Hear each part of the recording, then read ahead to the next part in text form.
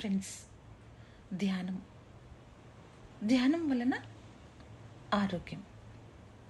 First మనకు కావాల్సిందే ఆరోగ్యం. ఆరోగ్యం బాగుంటే మనం ఎలా అయినా ఏదైనా చేయొచ్చు, ఏదైనా సాధించవచ్చు. కానీ మనకి అనారోగ్యం వచ్చింది, ఒక డాక్టర్ దగ్గరికి వెళ్తాం. ఆ డాక్టర్ మన డిసీజ్కి తగ్గ మెడిసిన్ ఇస్తాడు.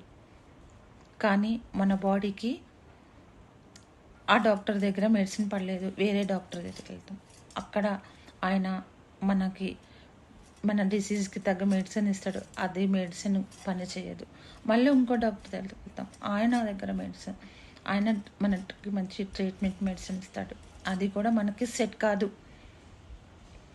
కానీ అది మన బాడీకి మాత్రమే ఇస్తారు డాక్టర్స్.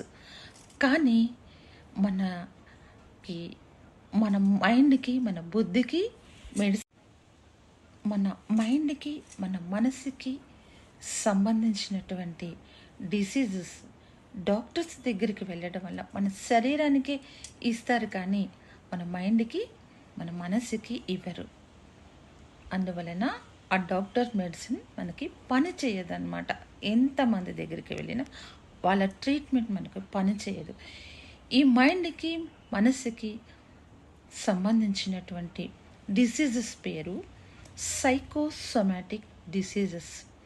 ఈ సైకోసోమాటిక్ డిసీజెస్ని మరి తగ్గించుకోవాలి అంటే మనకు ఉన్నటువంటి ఒకే ఒక ఆయుధం, బ్రహ్మాస్త్రం, ధ్యానం.